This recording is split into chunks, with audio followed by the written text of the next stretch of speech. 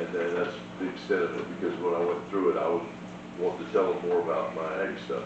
You know, FEMA's there just for your home. If you lost power, if you lost meat in refrigerators, you know, those kinds of things.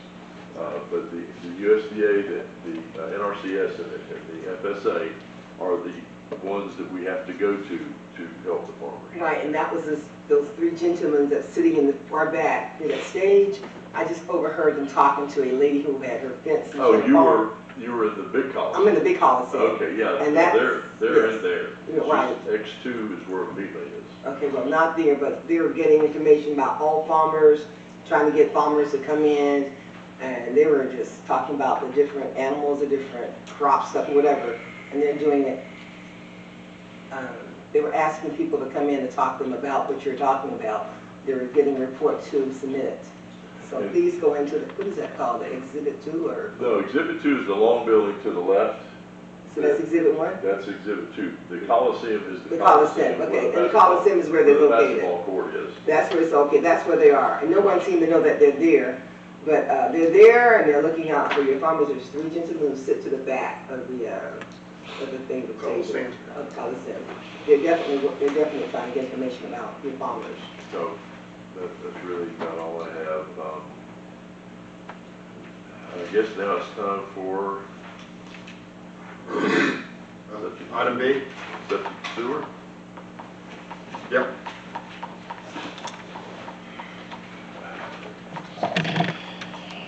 Good evening, Council. Kellen Lindsay with Midtower Associates, one of y'all's engineers. We've got a couple other representatives here, Craig Lang, Don Petrovich, and Chance Logan from our office. We wanted to come this evening, not for any action item, but we just wanted to give you all a brief update and kind of refresher on the septic sewer and reuse project that we're working on for the city, and then ask for the council's support for the project in regards to getting the citizens and homeowners to connect and sign up for the septic sewer portion of this project. I'll give you all a brief update, but if you have any questions, certainly interrupt or let me know. But I'll try to go through this quickly because I know you all have a lot more to go through this evening. This septic sewer project is focused on two different areas in town. One over on the west side of town in Northwest 2nd Street and Evelyn Avenue, and then over on the east side along extending down Duval Street and then north and south on 105th Road. It will include gravity sewer extensions, hookups and septic tank abandonment for approximately potentially up to 60 homes, as well as putting in stub-outs or connections for the vacant properties along the sewer extension. Over in the Evelyn Avenue area, it will also include a new pump station and force main that will pump up to, I believe, up Lime Avenue to Winterweedle. The original project was developed by our office and probably 2 or 3 administrations ago. Back in 2017, was submitted to Swanee River Water Management District for funding. It was eventually funded in early 2021 for a total of $3.2 million, 100% grant funded. But then they shifted the monies around and eventually went to DEP funded it. And I believe back in September of last year is when the city finally approved that agreement.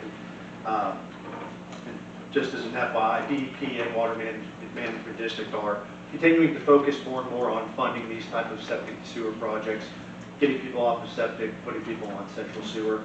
And Live Oak, based because of your location, you're in a very favorable area for this type of funding. You're in a basin management action plan location for water quality restoration in your spring sheds, and then on top of that, you're also in a priority focus area for the various springs that are located nearby. So that's a little bit of a background. As far as the project status, we presented our agreement to the council back in November, and were approved to move forward, and then kicked it off really about the start of the year this year.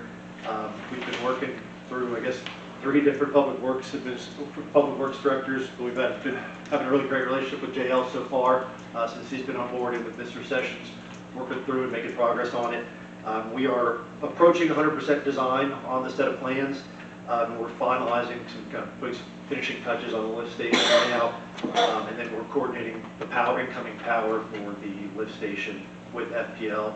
Right now you have 1-phase power down Evelyn, and you'll need 3-phase for the pumps And I've kind of put on hold contacting them because I know FPL's got more pressing things to deal with the past couple of weeks. So we're working on getting that finalized and getting the final electrical and generator sized properly, but we expect to be done with that by the end of the month and be out submitting for DEP permit by the end of this month. So we should have that submitted, and there should be a quick turnaround for that.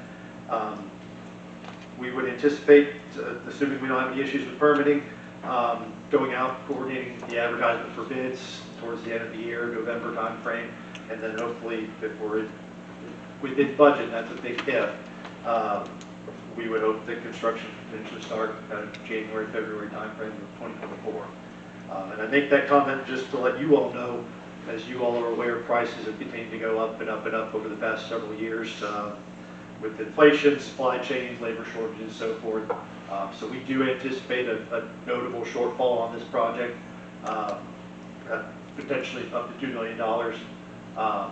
The way that the two service areas break out, we've talked to Water Management District. They're okay with us breaking it out, one section and the other, bidding them out as an alternate, so that if we open bids and we're over budget, we can at least accomplish at least one of those areas and then try to find funding for the additional in the future.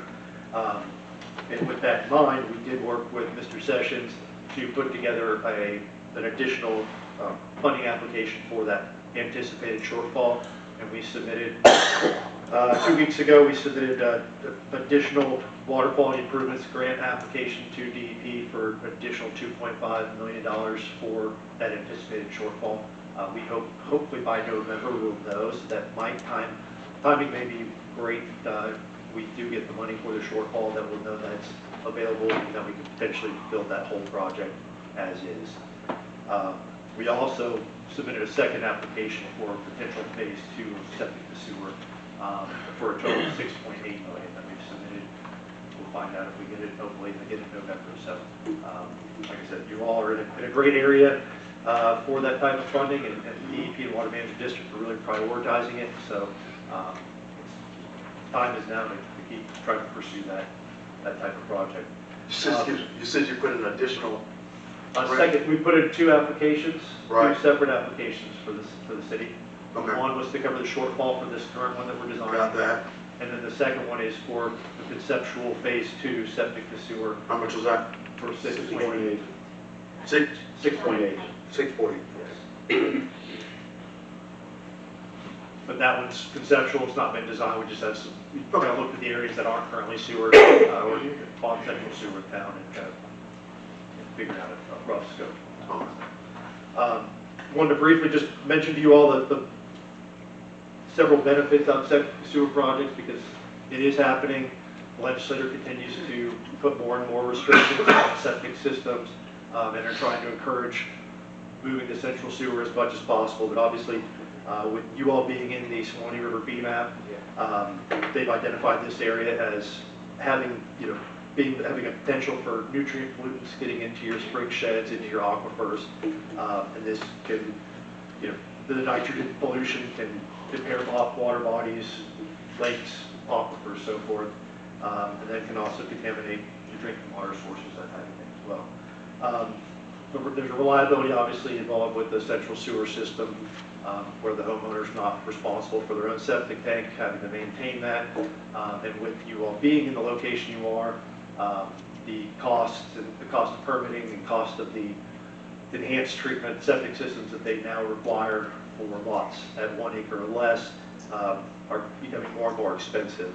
I think the cost for an enhanced treatment septic system are starting at $10,000 and greater. So the benefit of hooking up to the central sewer system is an economic benefit as well as repair and replacement maintenance costs. Those continue to go up. So that's again an additional benefit for the homeowners that are able to now connect. Benefits of this project is that the Water Management District DEP's funding will allow the customers that will now have central sewer available to them. The grant funding will cover the cost of the sewer lateral, the sewer service line from the right-of-way to the home, the building connection and the permit clearance through the Department of Health, and the pumping out and abandonment of the septic tank itself. There is a cost, I believe, for the tapping and impact fee, but the cost, just based on some recent bid prices we've done on similar projects, that's about $10,000 plus dollars of free sewer work that they're receiving as part of this project. And then, per the Florida statute, it is a requirement that homeowners or property owners are to connect to a central sewer system within a year if it is available. So it is part of Florida state statute. I believe that was a part of the letter that you all sent out to the affected homeowners. And then again, just reiterating, the legislation continues to make more and more restrictions on these septic tanks. So it's a benefit for them to hook up as part of this project because it will eventually be required to happen in the future anyway. Excuse me, you yes. said that it's requirement that they must sign it within a year. Everyone has to be on the sewage, right? That is, the Florida statute does say that if there's available sewer, that they are to connect within 365 days. So, 365. So, it makes sense that, as we're getting ready to go out for bids on this project for those homeowners to come in, work with the city and sign up to connect, because in the future they'll have to, per state statute, will have to connect anyway. So it makes sense to do it at this time. And I think when we met with the city last month, going over some final touches on design and some scope questions, I think only 3 people had signed up at that point. I don't know if you got. I may have 4 or 5 now, but So. yes, it's very slim. So they're trickling in, but we wanted to come here tonight and give you all just an update on the project, but also ask for your support if you are talking to any citizens and they have questions about it. Certainly, we ask for your support in signing up or having them sign up and be part of it, because it is a huge benefit, financial benefit to hook up now versus having to deal with it on their own in the future. So. Happy to answer any other questions you all have, and otherwise we're excited to keep moving this project forward. And it's been a pleasure working with Mr. Sessions and Joanne and Jay Hall the past couple of months. So. Does anybody have any questions? No, I think we're good. Thank you all. Thank you.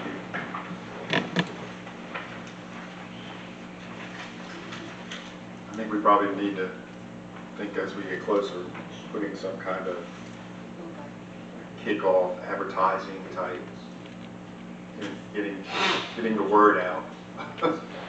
Since I know we've advertised and stuff like that through the village and stuff like that. Just kind of. Miss Joanne, may I ask a question? This is basically in District 2 is where this project is going to be basically, am I correct? Over. Actually, the 2 sections. Yes. 105th and Duval are involved, and then the second in Evelyn, which is your District 2.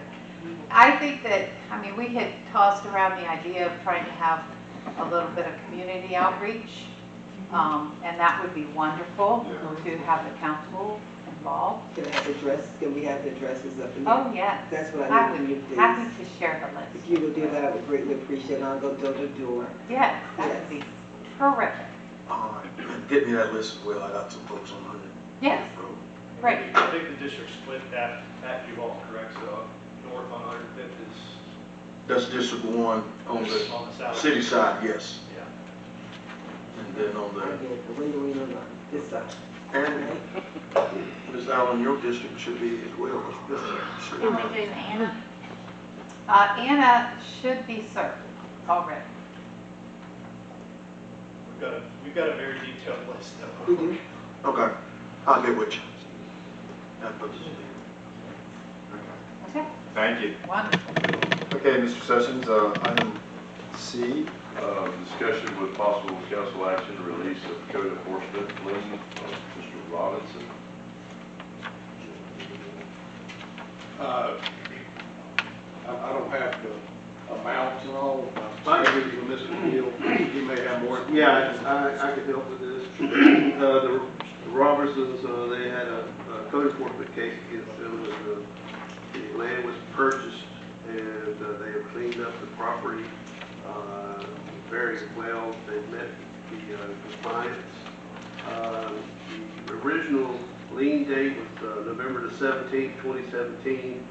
It has run for 6 years, that's 2,151 days at $250 a day.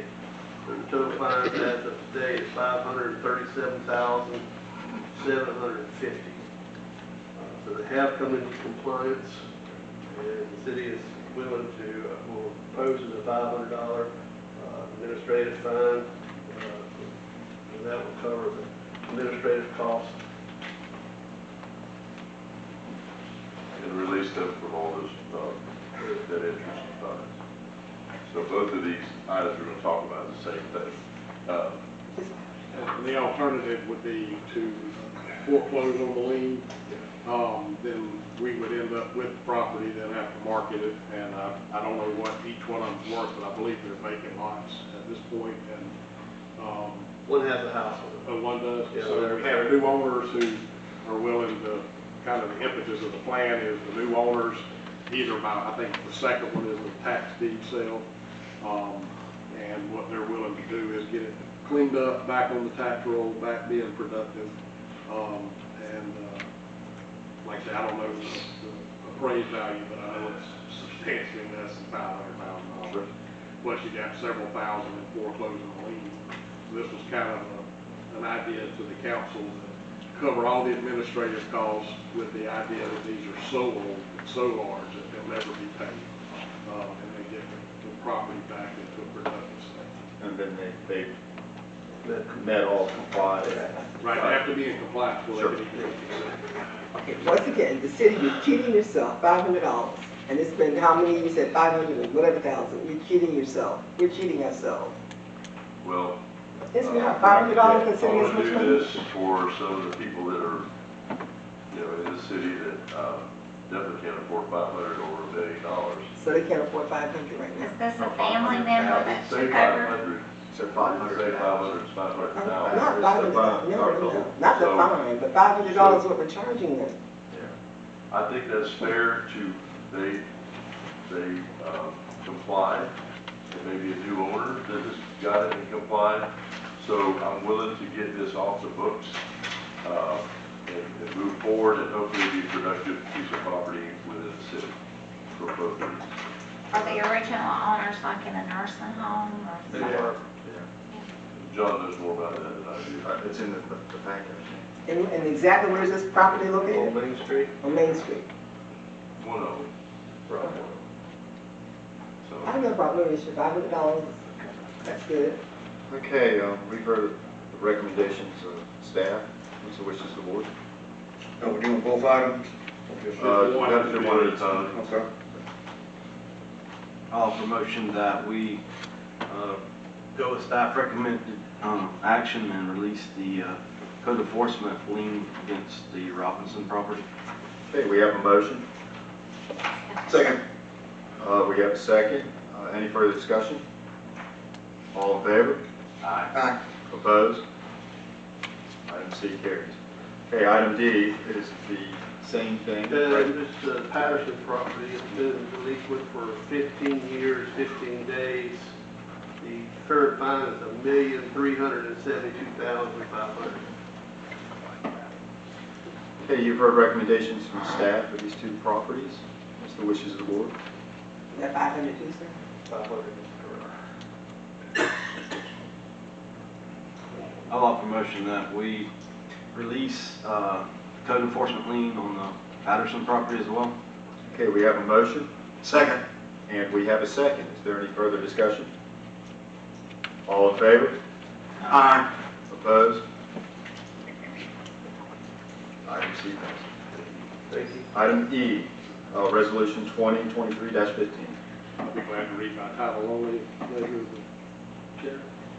City Council Resolution Number 2023-015, a resolution of the City Council of the City of Live Oak, Florida, authorizing the renewal and execution of the contract between the city and H2O Innovation, Operation and Maintenance LLC for public works maintenance and maintenance management services for the city, and providing an effective date. And the procurement statute is very specific on how long you can have these types of contracts before they have to be rebid.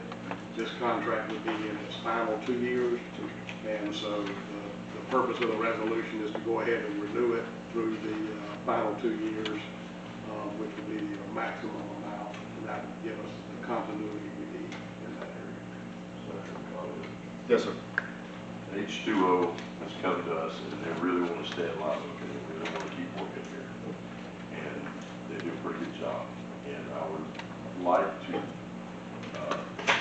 make sure everybody knows that, they're here to stay for them, okay? They want to be here. They like Live Oak. And they wanted to do a 7-year contract, but we had these 2 extensions we had to get passed first legally. So in 2 years, they're probably going to come to us with another contract. But I think they've been very fair with what they charge us, and they work very well with our public works, and I think it's just a good situation. That's all I have to say. Okay, you've heard recommendations to staff. What's the wishes of the board? I would have a motion that we approve resolution 2023-15 for the H2O. Okay, we have a motion, Second. and we have a second. Any further discussion? All in favor? Aye. Opposed? And the motion, resolution 2023-15 passes. Mr. Sessions, item F. Go ahead. Ordinance number 1492, an ordinance of the city of Live Oak, Florida, amending section 6A of ordinance 1274 of the Code of Ordinances of the city of Live Oak, substitute firefighters pension trust fund, to provide for a modification of the qualifications of the Board of Trustees, providing for the selection of trustees and establishing the effective date of the amendment.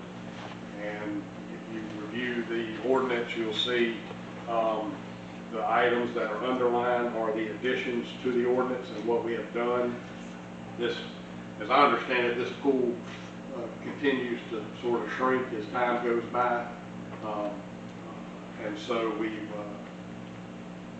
by recommendation of staff, have proposed to allow spouses of active or retired firefighters or plan members to be eligible for the board. And because essentially there's some situations where they are the ones receiving the benefits pursuant to the plan. So that's the one modification that we have. That language is underlined.